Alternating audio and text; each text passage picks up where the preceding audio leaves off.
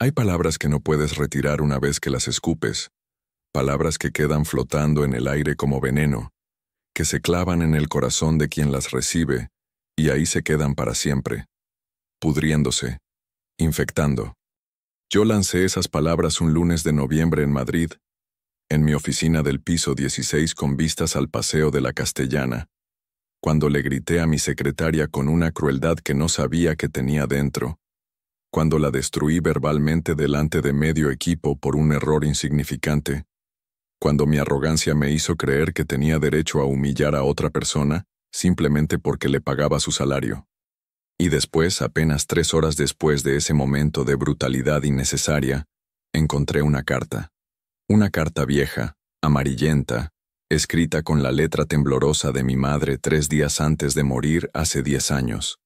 Una carta que no debería existir, que yo nunca había visto, que estaba dirigida a mí pero que de alguna forma imposible había terminado en manos de la mujer a quien acababa de destrozar.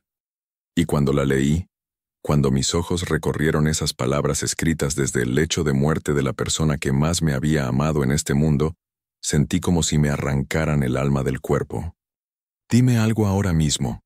Tú que me escuchas desde donde sea que estés, ¿alguna vez has dicho algo tan horrible que después darías cualquier cosa por poder retractarlo? Escríbelo en los comentarios, porque necesito saber que no soy el único que ha vivido con ese arrepentimiento que te come vivo desde adentro y no te deja respirar. Me llamo Eduardo Navarro Sanz, y hasta hace un año, yo era el dueño absoluto de Navarro Consultores, una empresa de consultoría empresarial que asesoraba a las compañías más grandes de España sobre cómo maximizar beneficios, cómo reducir costes, cómo ser más eficientes. Irónico, ¿verdad? Yo les decía a otros cómo manejar sus negocios cuando el mío propio era un desastre de humanidad. Tenía oficinas en Madrid, Barcelona y Valencia, un equipo de más de 200 empleados, clientes que me pagaban cientos de miles de euros por mis consejos.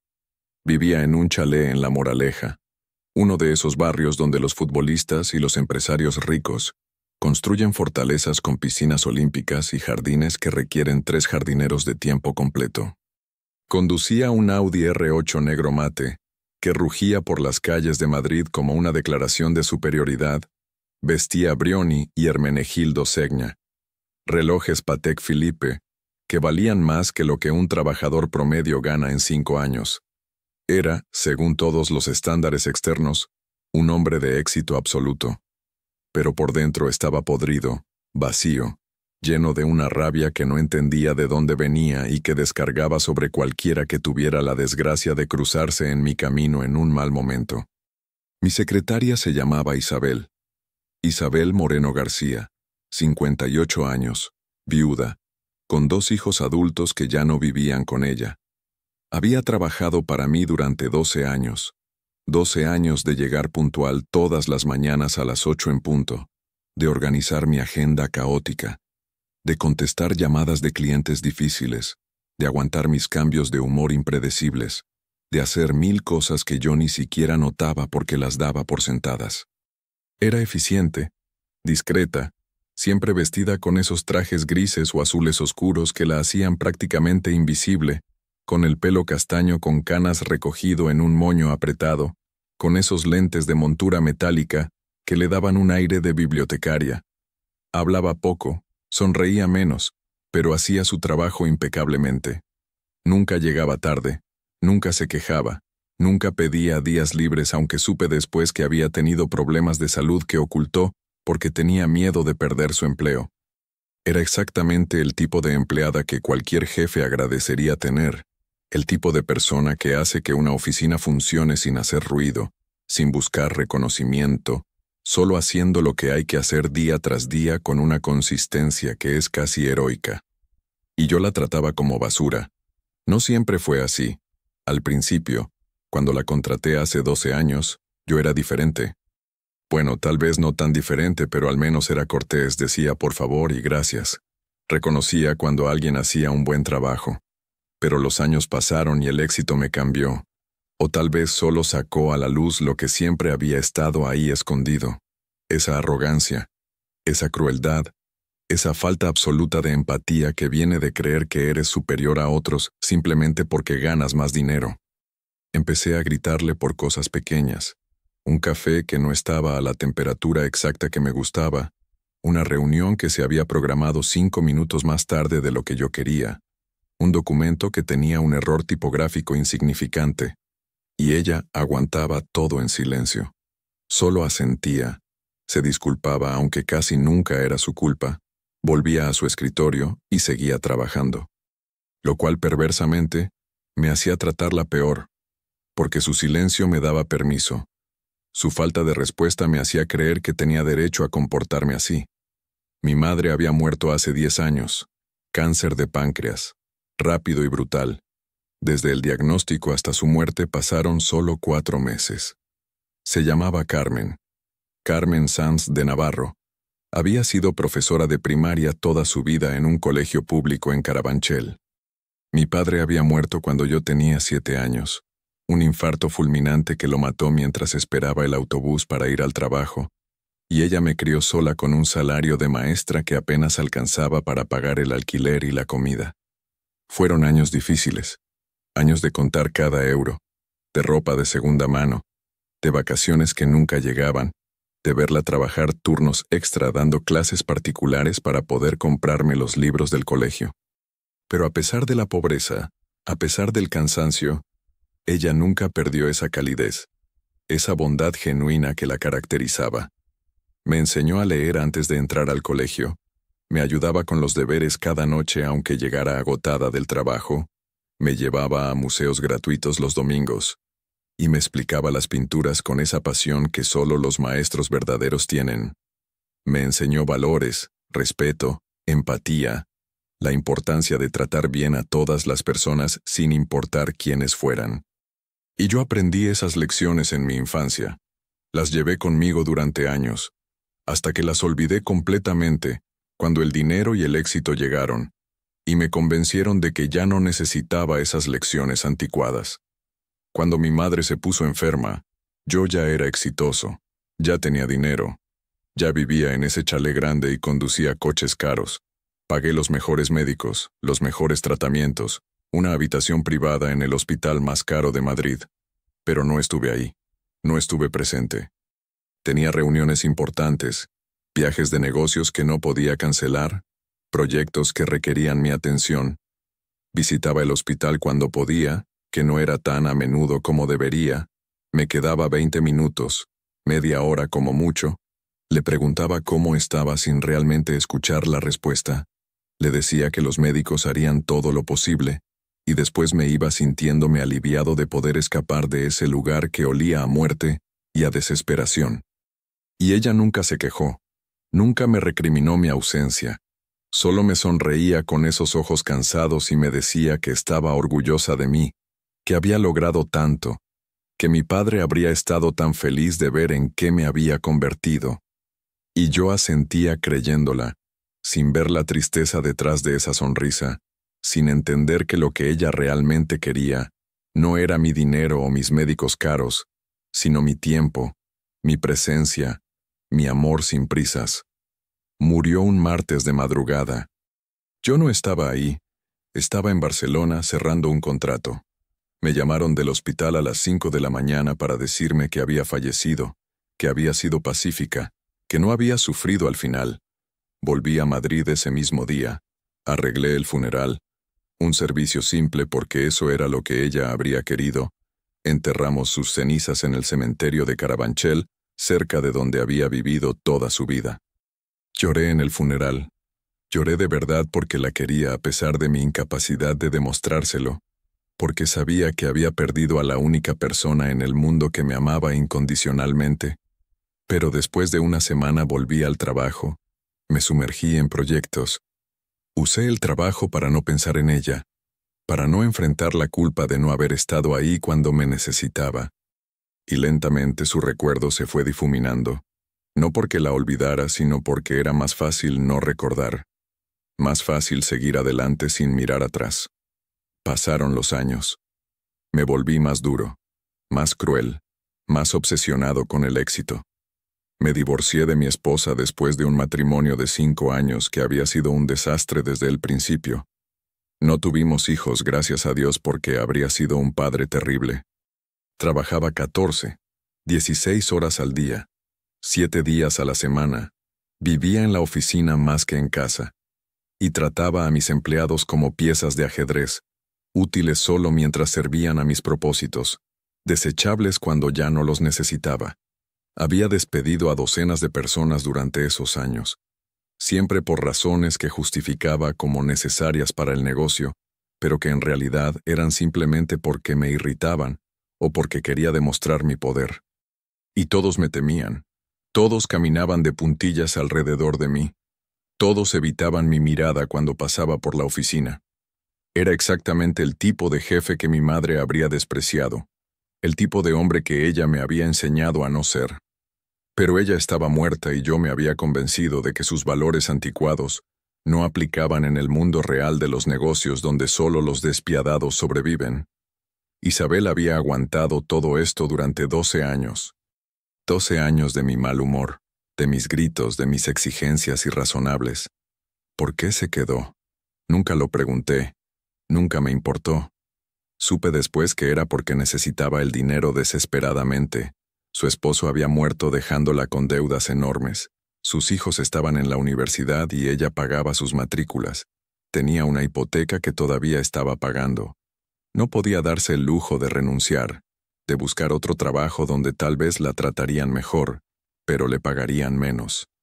Estaba atrapada, y yo lo sabía subconscientemente y lo explotaba. Empujaba los límites cada vez más porque sabía que ella no se iría sin importar cómo la tratara. El lunes de noviembre empezó como cualquier otro lunes. Llegué a la oficina a las 7:30 de la mañana de mal humor porque había dormido mal, porque el tráfico había estado horrible, porque el mundo entero parecía estar conspirando para irritarme.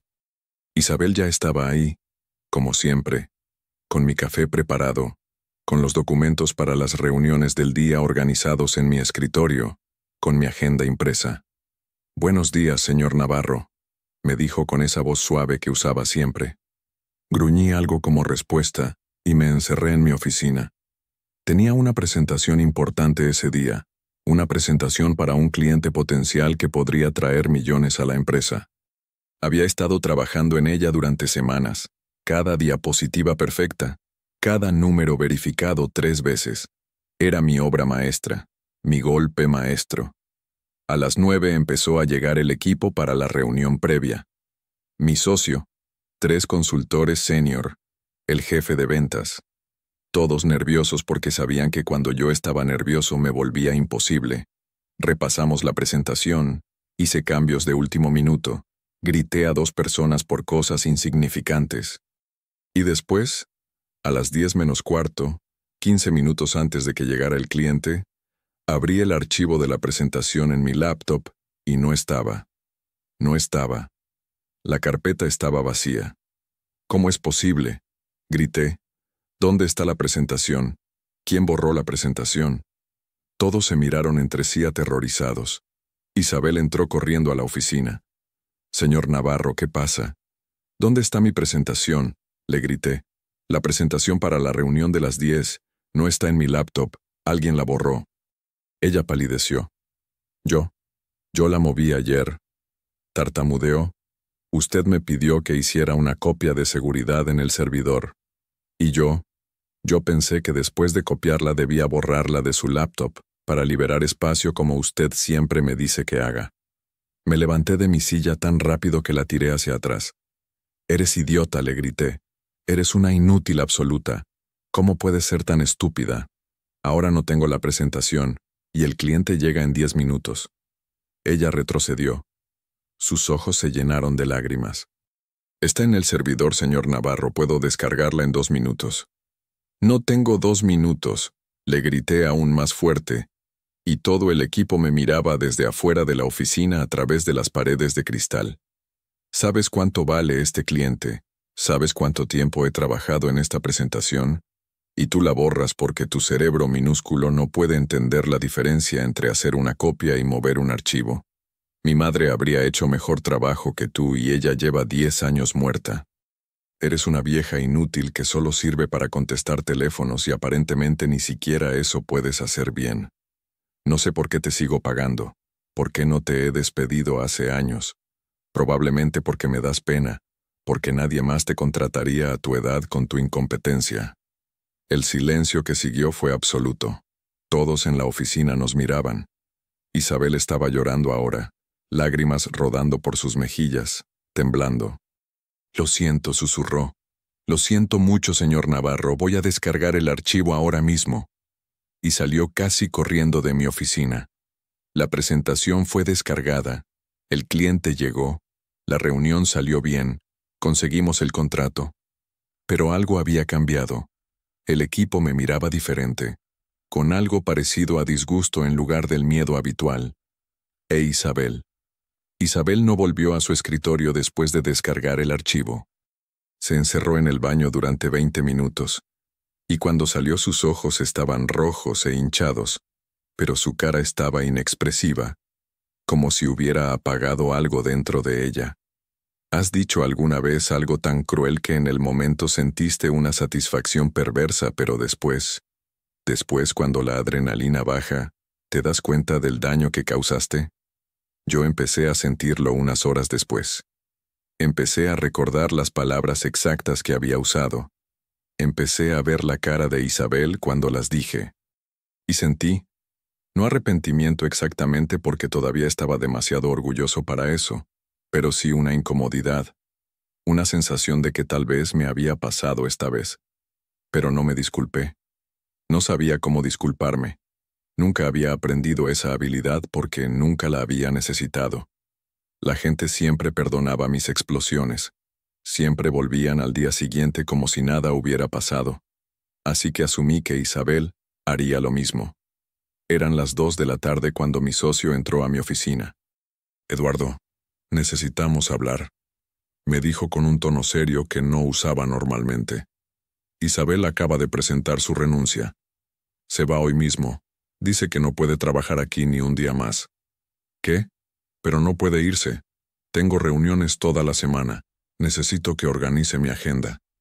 Él me miró con una expresión que no pude descifrar. Eduardo, la trataste horrible esta mañana, delante de todo el equipo. No puedes hablarle así a la gente. Ella no cometió un error grave. Movió un archivo, algo que se arregló en 2 minutos. Y tú la humillaste públicamente. La llamaste vieja e inútil. Dijiste cosas imperdonables. La mitad del equipo está considerando renunciar también porque no quieren trabajar para alguien capaz de tratar así a una persona. Tienes que disculparte. Tienes que convencerla de quedarse. No voy a disculparme, dije automáticamente. Yo pago sus salarios. Puedo hablarles como quiera. Mi socio suspiró. Eres un idiota, Eduardo. Siempre lo has sido, pero esto es un nuevo nivel. Tu madre estaría avergonzada de ti. Y salió de mi oficina dejándome con esas palabras que me golpearon más fuerte de lo que esperaba. Miré el reloj. Eran las 2:15. Isabel probablemente estaría limpiando su escritorio ahora, empacando sus cosas personales de 12 años, preparándose para irse. Y por primera vez sentí algo parecido a pánico. No podía dejarla ir. No podía permitir que renunciara. Necesitaba que estuviera ahí haciendo todas esas cosas invisibles que hacía y que hacían que mi vida funcionara. Me levanté de mi escritorio y salí de la oficina. El área de recepción estaba extrañamente silenciosa. Isabel estaba en su escritorio con una caja de cartón, metiendo sus cosas, una foto de sus hijos, una planta pequeña que había cuidado durante años, algunos libros, una taza con su nombre. No me miró cuando me acerqué. «Isabel», le dije intentando sonar razonable. «Entiendo que estés molesta, pero no puedes irte así». Ella siguió empacando sin mirarme. «Sí puedo, señor Navarro. Puedo y me voy. Pero ¿quién va a manejar mi agenda? ¿Quién va a contestar mis llamadas?» «Encontrará a alguien más», dijo con una voz plana sin emoción. «Alguien más joven y más competente que esta vieja inútil. Por favor, Isabel, no seas dramática. Fue solo un momento de estrés. Ya sabes cómo me pongo cuando estoy bajo presión». Finalmente me miró, y en sus ojos había algo que me asustó. No había lágrimas ahora. Había algo frío y definitivo. Señor Navarro, llevo 12 años trabajando para usted. 12 años aguantando sus gritos, sus insultos, su falta absoluta de respeto. Y lo hice porque necesitaba el dinero, porque tenía que mantener a mi familia. Pero mis hijos ya terminaron la universidad, mi hipoteca está pagada, y a los 58 años finalmente puedo darme el lujo de tener dignidad. Así que no voy a quedarme, no voy a aceptar sus disculpas que ni siquiera ha ofrecido realmente, no voy a seguir siendo su saco de boxeo emocional. Me voy. Cerró la caja con cinta adhesiva. ¿Y hay algo que necesita tener?, me dijo sacando un sobre blanco de su bolso. Su madre me dio esto hace 10 años, 3 días antes de morir. Me pidió que se lo diera cuando yo sintiera que usted lo necesitaba, cuando sintiera que usted se había perdido tanto que necesitaba recordar quién era realmente. Hoy es ese día. Y me entregó el sobre. Yo lo tomé confundido, mirando mi nombre escrito en la letra temblorosa de mi madre. ¿Conociste a mi madre?, pregunté. Isabel asintió. Su madre fue mi maestra cuando yo tenía 8 años, en el colegio público de Carabanchel. Fue la mejor maestra que tuve, la única que creyó en mí cuando nadie más lo hacía. Cuando usted publicó un anuncio buscando secretaria hace 12 años, y vi que era Eduardo Navarro, el hijo de la señora Carmen, solicité el trabajo específicamente porque quería conocerlo, porque su madre hablaba tanto de usted, porque quería ver al hombre que ella había criado con tanto amor y tanto sacrificio. Y durante 12 años he trabajado para usted esperando ver algo de ella en usted, alguna señal de los valores que ella me enseñó. Pero nunca apareció. Usted no es nada como ella, señor Navarro. Es exactamente lo opuesto de todo lo que ella representaba. Y me da pena por usted, porque ella fue una mujer extraordinaria, y usted es solo un hombre rico y miserable, que trata mal a la gente porque puede. Lea la carta. Tal vez le ayude a entender lo que perdió. Y cogió su caja y se fue. Se fue caminando hacia el ascensor sin mirar atrás. Y yo me quedé ahí parado como un idiota sosteniendo ese sobre blanco. Volví a mi oficina en una especie de trance. Cerré la puerta, cerré las persianas, me senté en mi escritorio y miré el sobre durante lo que parecieron horas.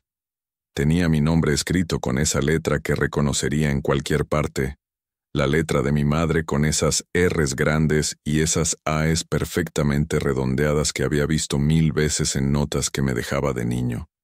El sobre estaba sellado pero viejo, amarillento en los bordes. Finalmente lo abrí con manos temblorosas. Dentro había 3 páginas escritas a mano, llenas de esa letra que se volvía más temblorosa hacia el final, cuando probablemente el dolor y el cansancio hacían difícil sostener el bolígrafo. Empecé a leer. Mi querido Eduardo, si estás leyendo esto, es porque ya no estoy aquí contigo, porque mi tiempo en este mundo se acabó y te dejé solo. Y también es porque Isabel, esa niña maravillosa que fue mi estudiante hace tantos años y que ahora trabaja contigo, sintió que necesitabas leer estas palabras. Espero que no le hayas hecho la vida imposible. Espero que la hayas tratado con el respeto que merece. Pero conociéndote como te conozco, como solo una madre puede conocer a su hijo, sospecho que no ha sido así. Eduardo, tengo que decirte algunas cosas antes de irme. Cosas que no tuve el valor de decirte mientras estaba viva porque tenía miedo de perderte. Miedo de que si te confrontaba dejarías de visitarme incluso esas 20 minutos que me dabas entre tus reuniones importantes.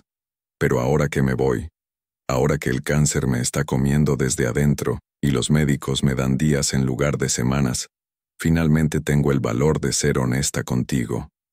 No me reconoces, hijo. Cuando vienes al hospital y me miras con esos ojos fríos y calculadores, cuando me preguntas cómo estoy sin realmente querer saber la respuesta, cuando contestas llamadas de trabajo mientras estás sentado junto a mi cama de muerte, no reconozco al niño que crié. ¿Dónde está el Eduardo que lloraba cuando veía a otros niños sin amigos en el patio del colegio? ¿Dónde está el Eduardo que compartía su bocadillo con cualquiera que tuviera hambre? ¿Dónde está el Eduardo que me ayudaba a corregir exámenes los domingos y me preguntaba sobre cada estudiante. Quería saber sus historias, sus familias, sus sueños. Ese niño desapareció, y en su lugar hay un hombre que no me gusta, Eduardo. Lo siento, sé que una madre no debería decir eso, pero es la verdad y ya no tengo tiempo para mentiras. Me detuve. Sentí como si me hubieran golpeado. Releí esas últimas líneas. Un hombre que no me gusta. Mi madre que siempre me había apoyado, que siempre había dicho que estaba orgullosa de mí. ¿No le gustaba quien me había convertido? Seguí leyendo con las manos temblando. Los médicos que me tratan aquí son excelentes, y sé que pagaste mucho dinero por ellos, y agradezco que uses tu éxito para cuidarme. Pero Eduardo, ¿sabes lo que habría preferido? Habría preferido médicos regulares del sistema público y tu presencia. Habría preferido un hospital normal y tus manos sosteniendo las mías.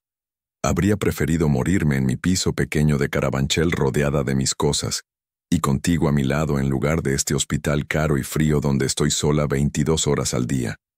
El dinero no es amor, Eduardo. El éxito no es amor. Tu presencia, tu tiempo, tu atención, eso es amor. Y no me lo has dado en años, hijo. No desde que empezaste a tener éxito, y el éxito te cambió. O tal vez no te cambió. Tal vez solo reveló lo que siempre estuvo ahí. No lo sé. Lo que sí sé es que te estoy perdiendo mucho antes de que yo muera. Te perdí hace años cuando decidiste que ganar dinero era más importante que ser una buena persona. Tuve que parar otra vez. Las palabras se volvían borrosas, no por la letra de mi madre, sino por las lágrimas que empezaban a llenar mis ojos. ¿Qué me está diciendo? Pensé. ¿Está diciéndome que fracasé como hijo? ¿Que todo mi éxito no significa nada? Pero seguí leyendo porque necesitaba saber, necesitaba entender. Hace 2 semanas vino a visitarme Isabel. Me trajo flores del mercado, esas margaritas baratas que siempre me gustaban. Se sentó a mi lado durante 3 horas, me habló de su vida, de sus hijos, de sus dificultades, y me habló de ti, de cómo eres como jefe. Eduardo, me rompió el corazón escucharla. Me contó cómo le gritas, cómo la humillas, cómo tratas a todos tus empleados como si fueran inferiores a ti simplemente porque tú ganas más dinero. Me contó cosas que dijiste, cosas crueles y despreciativas, y lloré, Eduardo. Lloré porque ese no es el hombre que yo crié.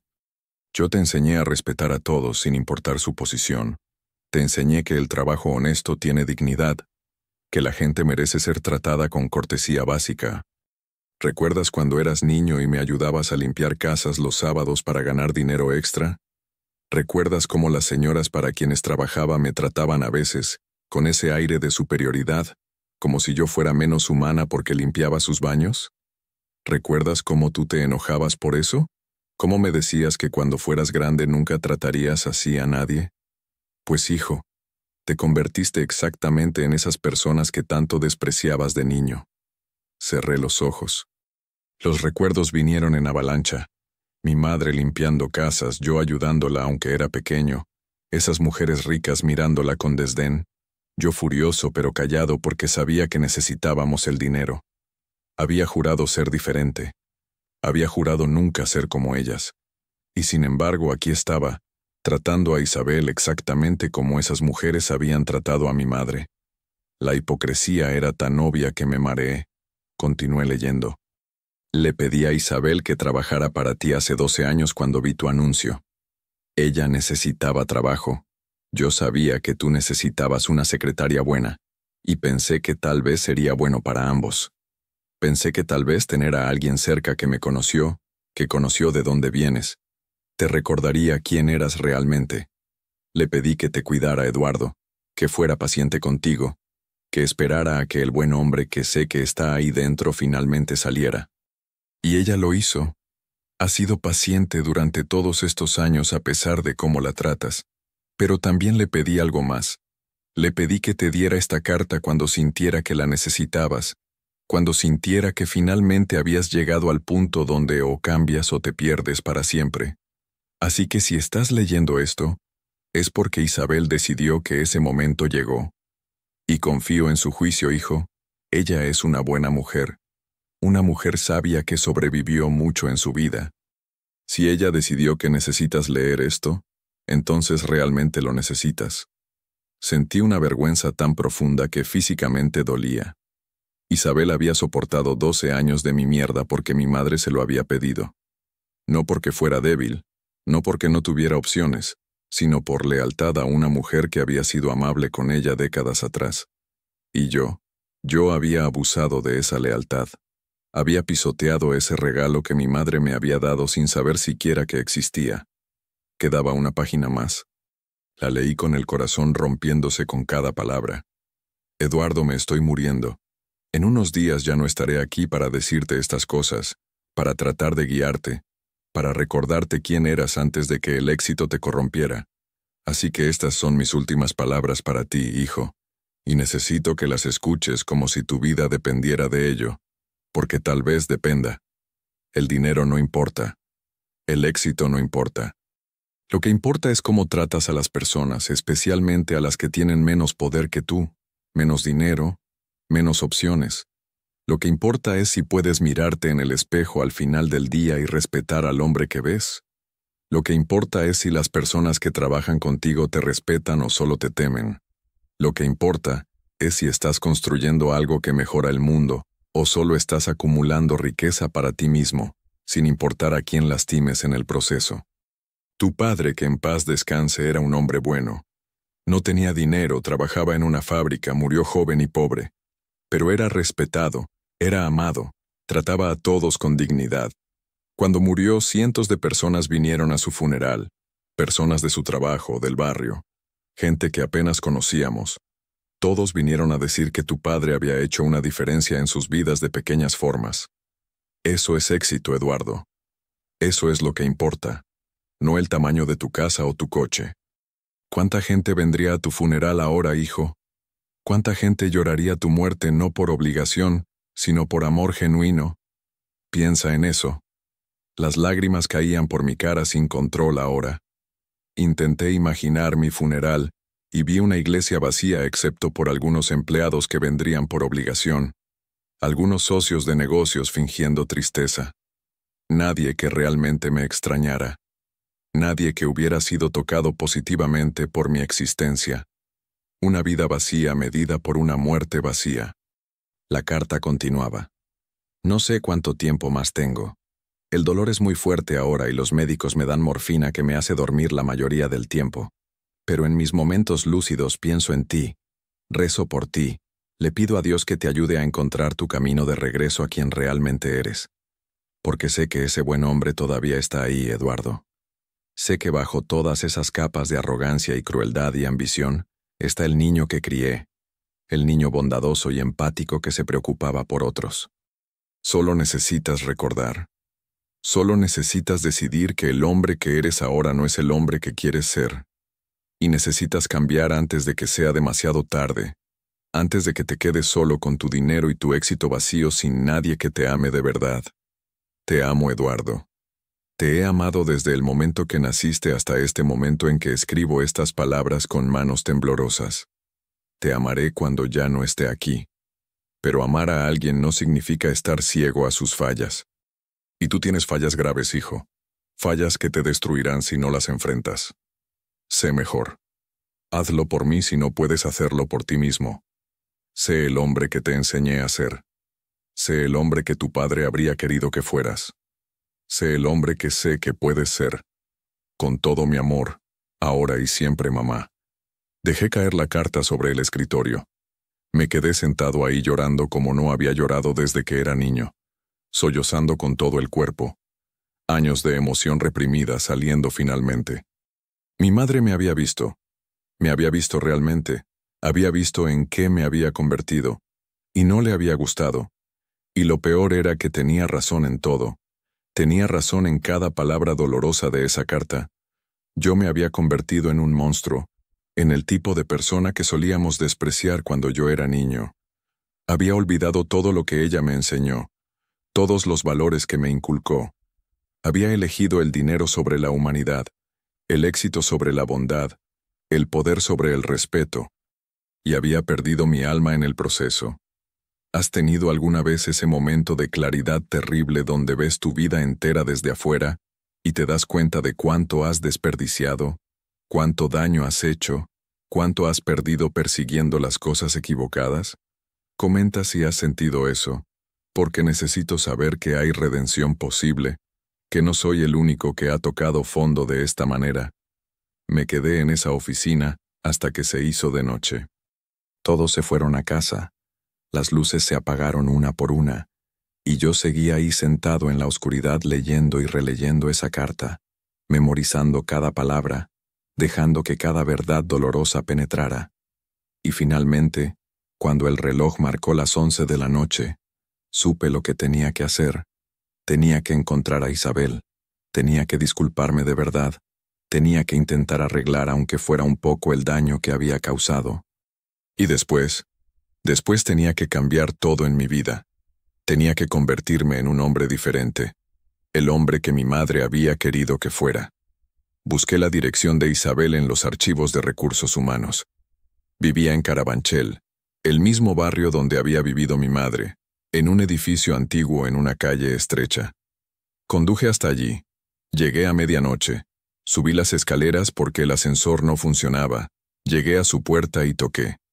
Ella abrió después de un largo momento, todavía vestida, con los ojos rojos como si hubiera estado llorando. «Señor Navarro», dijo sorprendida y asustada. «¿Qué hace aquí? ¿Cómo consiguió mi dirección?» «Isabel», le dije, y mi voz se quebró. Leí la carta. «Leí la carta de mi madre y necesito hablar contigo, por favor. Solo dame 5 minutos». Ella dudó, pero finalmente abrió la puerta y me dejó pasar. Su piso era pequeño, limpio, modesto. Nos sentamos en un sofá viejo en el salón que olía a lavanda y a recuerdos. «No sé por dónde empezar», le dije. «Lo siento. Lo siento tanto, Isabel. Lo que te hice esta mañana fue imperdonable, cruel, horrible. Y no fue solo esta mañana. Fueron 12 años de tratarte mal, de no valorarte, de abusar de tu paciencia y tu bondad. Mi madre tenía razón en todo lo que escribió en esa carta. Me convertí en un monstruo, olvidé quién era, olvidé todo lo que ella me enseñó. Y tú aguantaste todo eso por lealtad a ella, porque ella te lo pidió, y yo ni siquiera lo sabía, ni siquiera tuve la decencia de preguntarme por qué te quedabas a pesar de cómo te trataba. Eres una persona increíble, y yo fui un jefe horrible, y un ser humano peor. Y no tengo derecho a pedirte esto, pero te lo voy a pedir de todas formas. Dame otra oportunidad. No para trabajar para mí. No quiero que vuelvas a ese infierno, sino para mostrarte que puedo cambiar, que puedo ser mejor, que las palabras de mi madre no cayeron en oídos sordos». Isabel me miró durante un largo rato. Lloró en silencio, y yo lloré con ella. Su madre fue la mejor persona que conocí en mi vida aparte de mi propio padre, me dijo finalmente.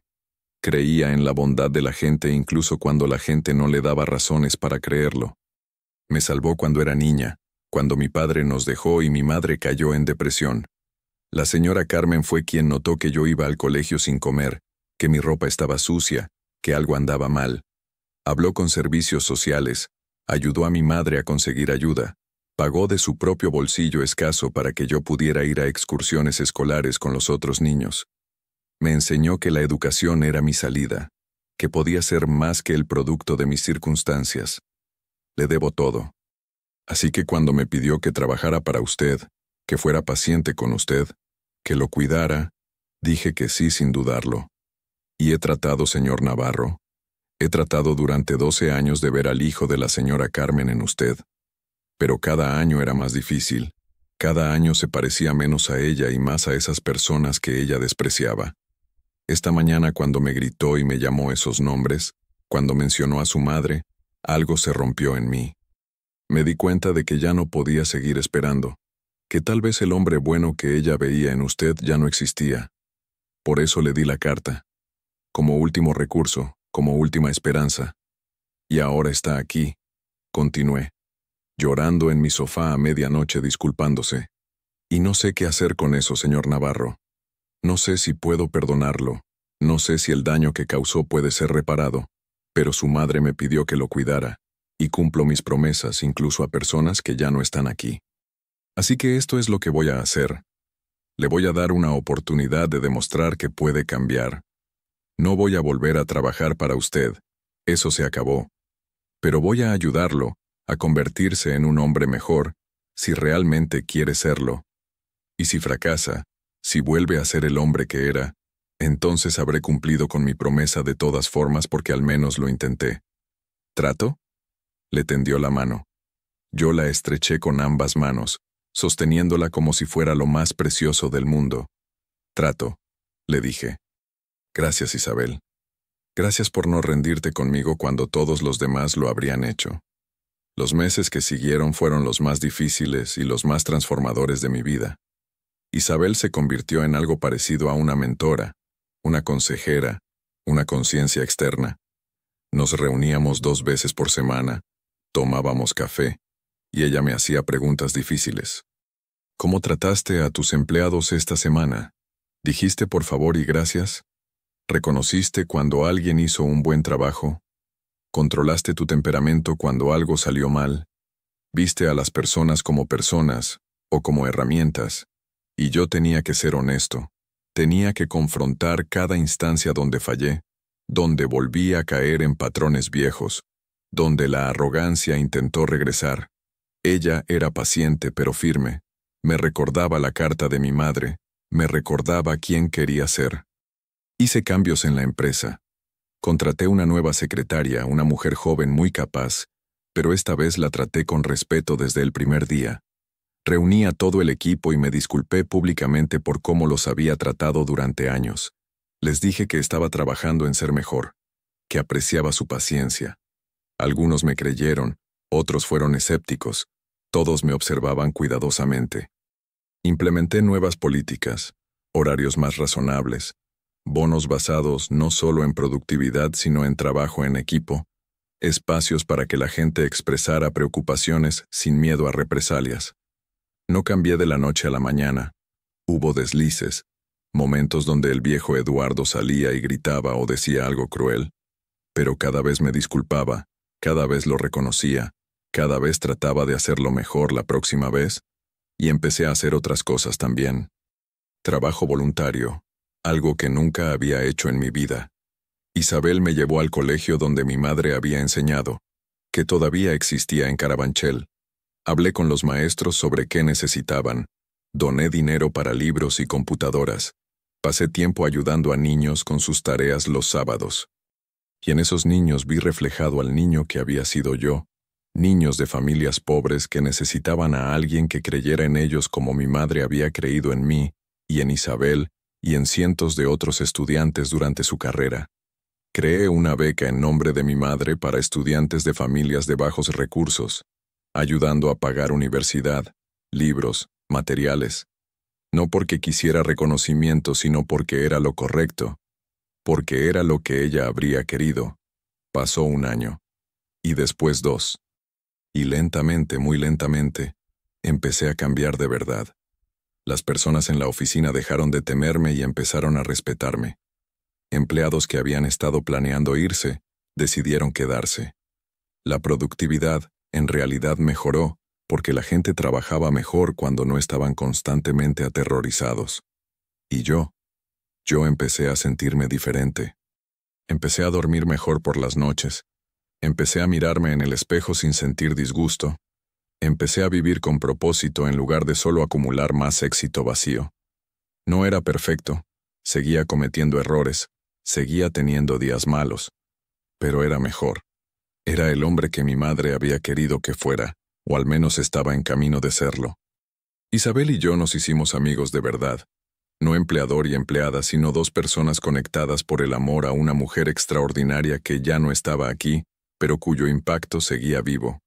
Me contó más historias sobre mi madre, sobre cómo era como maestra, sobre las vidas que tocó, sobre el legado que dejó. Y yo le conté sobre mi infancia, sobre cómo había sido crecer pobre pero amado, sobre cómo había perdido mi camino cuando el éxito llegó. Visitábamos juntos la tumba de mi madre, le llevábamos flores, le hablábamos, le contábamos sobre los cambios, sobre cómo su carta había salvado a su hijo de convertirse en algo irreparable. Ahora han pasado 3 años desde ese lunes de noviembre cuando grité a Isabel y después encontré la carta. La empresa sigue siendo exitosa, tal vez más que antes, pero ya no es lo más importante en mi vida. Lo más importante son las relaciones, las personas, el impacto positivo que puedo tener. Sigo siendo rico, sigo teniendo éxito según los estándares externos, pero ahora uso esos recursos de forma diferente, con propósito, con conciencia. Y lo más importante, soy una persona que puedo respetar cuando me miro en el espejo. Una persona que mi madre podría reconocer. Una persona que mi padre habría estado orgulloso de llamar hijo. La carta de mi madre sigue en mi escritorio, en un marco, donde la veo todos los días. La leo cuando empiezo a olvidar, cuando la presión del trabajo hace que los viejos patrones amenacen con volver, cuando necesito recordar quién quiero ser. Es mi brújula moral, mi recordatorio constante de lo que realmente importa. Y cada palabra dolorosa de esa carta fue necesaria, fue un regalo, fue la última lección que mi madre me enseñó, aunque ya no estaba ahí para verme aprenderla. ¿Sabes esa frase que dice que las palabras tienen poder? Es verdad. Las palabras que le grité a Isabel ese día tuvieron el poder de destruir, de herir, de romper algo hermoso, y las palabras que mi madre escribió en esa carta tuvieron el poder de salvar, de sanar, de reconstruir lo que estaba roto. Ambos tipos de palabras cambiaron vidas, pero solo uno cambió vidas para mejor. Y ahora yo trato de ser consciente de cada palabra que digo, de cada interacción que tengo, porque entiendo finalmente que las palabras no son solo aire, son acciones, son decisiones, son legados. Puedes destruir a alguien con palabras o puedes construirlos. Puedes usar tu voz para hacer daño o puedes usarla para hacer el bien. Yo elegí el daño durante demasiado tiempo. Ahora elijo lo contrario. Te voy a pedir algo ahora. A ti que has escuchado esta historia hasta el final, que me has acompañado en este viaje doloroso de arrepentimiento y redención. Piensa en las personas en tu vida, especialmente las que tienen menos poder que tú, menos recursos, menos opciones. ¿Cómo las tratas? ¿Las ves realmente o son solo parte del paisaje, herramientas que usas para hacer tu vida más fácil? ¿Les dices gracias? ¿Reconoces su humanidad? ¿Los tratas con la dignidad que todos merecemos?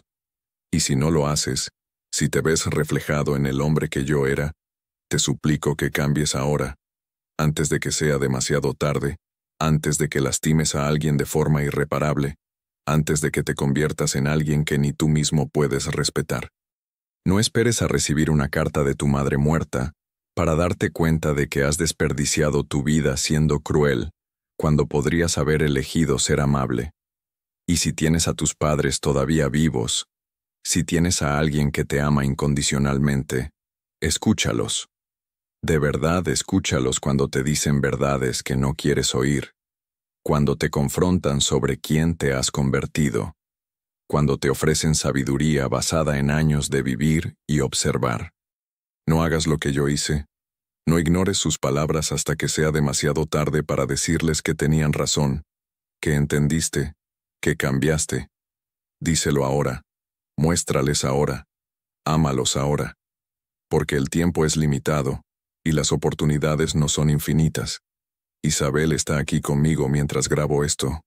Me pidió que contara esta historia, que la compartiera, porque cree que podría ayudar a alguien más, que podría salvar a otra persona de cometer los mismos errores que yo cometí. Así que aquí está, mi confesión, mi vergüenza, mi redención. No la cuento para buscar perdón o admiración, la cuento porque la verdad tiene valor, porque los errores compartidos se convierten en lecciones, porque mi dolor podría prevenir el tuyo. Déjame una palabra en los comentarios ahora, solo una palabra que capture lo que sientes después de escuchar esto. Puede ser cambio, puede ser arrepentimiento, puede ser madre, puede ser perdón, puede ser gratitud, puede ser lo que tu corazón sienta en este momento. Porque compartir nuestros sentimientos nos conecta, nos recuerda que todos somos humanos tratando de hacerlo mejor, todos cometiendo errores y esperando aprender de ellos antes de que sea demasiado tarde. Y si conoces a alguien que trata mal a las personas, que se ha perdido en la arrogancia del éxito, que necesita un recordatorio de lo que realmente importa, comparte esta historia. Podría ser exactamente lo que necesitan oír. Podría ser la carta que nunca recibieron. Podría ser la intervención que salve su humanidad. Gracias por escucharme. Gracias por darme tu tiempo, tu atención, tu corazón. Que nunca olvides que somos las palabras que decimos y las acciones que tomamos, que podemos elegir en cada momento ser luz u oscuridad en la vida de otros, que el éxito sin bondad es fracaso disfrazado. Vive de una manera que honre a las personas que te enseñaron a ser bueno. Vive de una manera que cuando llegue tu último día, puedas mirar atrás sin arrepentimientos devastadores. Vive con bondad, con humildad, con gratitud por cada persona que cruza tu camino. Y recuerda siempre que las palabras tienen poder, así que úsalas para construir, no para destruir. Que tu vida sea un testamento al amor que recibiste y al amor que diste. Y que nunca, nunca necesites una carta de alguien que ya no está aquí para recordarte quién se supone que debes ser. Hasta siempre. Y que el espíritu de personas como mi madre y como Isabel, personas que eligen la bondad incluso cuando el mundo les da razones para ser crueles, inspire en todos nosotros la mejor versión de quienes podemos ser.